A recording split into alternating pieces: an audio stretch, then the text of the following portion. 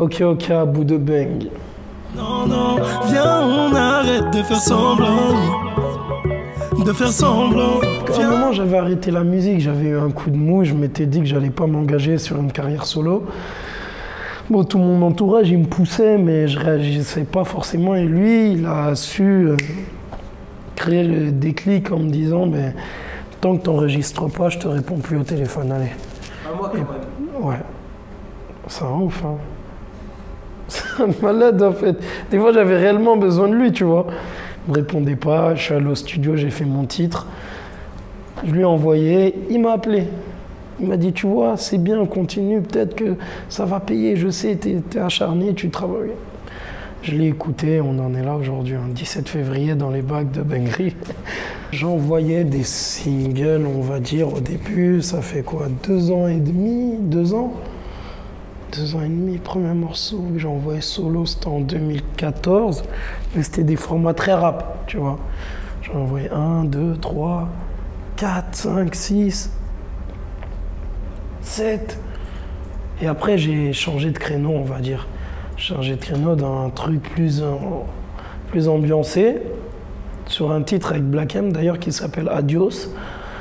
Je fais des choses jusqu'au beau jour, je dirai adios. Adios, adios, adios, adios. Qui ne figure pas dans l'album, c'était un son qu'on avait sorti comme ça, on l'a clippé à Tahiti, ça avait bien pris.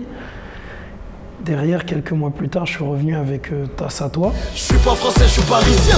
Les Champs-Élysées, Tasse à toi. L'Arc de Triomphe, Tasse à toi. Le Trocadéro, Tasse à toi. La Tour Eiffel, est-ce que Tasse à toi? Qui a été mon premier succès en solo, repris par le PSG, les joueurs, les médias, la médiatisation. Derrière, j'ai enchaîné un titre, Sorry, avec Aya Nakamura, qui a énormément pris aussi. Et là, on s'est dit qu'il fallait partir sur la réalisation d'un album, parce que jusque-là, j'enregistrais pour enregistrer.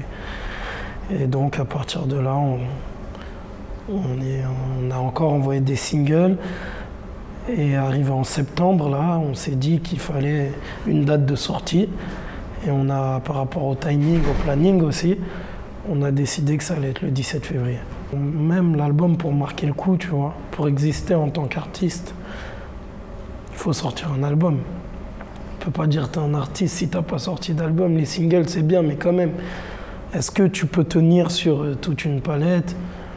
Avant, c'était vinyle, cassette, CD. Tu peux tenir selon ton époque, ta génération. Maintenant, c'est le CD, le streaming, tu vois. Est-ce qu'on peut t'écouter sur plusieurs sons qui s'enchaînent? Est-ce qu'il y a une cohérence? Qu'est-ce que tu as vraiment à raconter? Parce que dans les singles, je me suis permis d'envoyer que des sons festifs ou des sons qui parlaient de relations hommes et femmes, tu vois. Mais pas de... Je suis pas rentré en profondeur dans ma vie, mais dans mon album, c'est différent. Il y a des titres où je raconte quelque chose, où je parle de ma vie, etc. Boum, boum, boum, quand elle est là.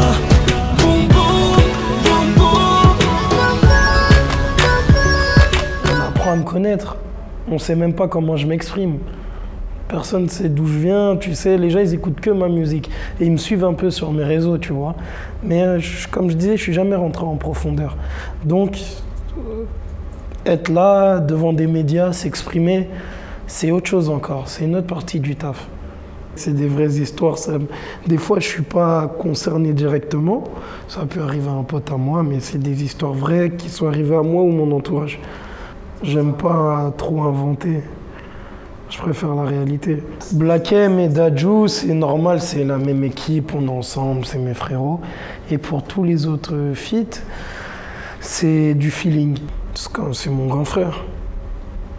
Je le connais depuis 15 ans presque. Il m'a toujours tiré vers le haut.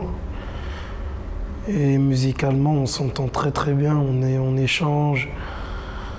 Beaucoup d'échanges d'idées, professionnellement parlant, ça colle quoi. C'est pour ça qu'il a décidé de me faire honneur sur sa tournée qui s'appelle l'Eternal Big Black Tour et aussi de m'inviter dans son album sur un titre avec Alonso Gradure et lui. Tu vois, c'est quelqu'un de qui je suis très très très très proche. Ok, tu peux voir mon nouveau clip ici.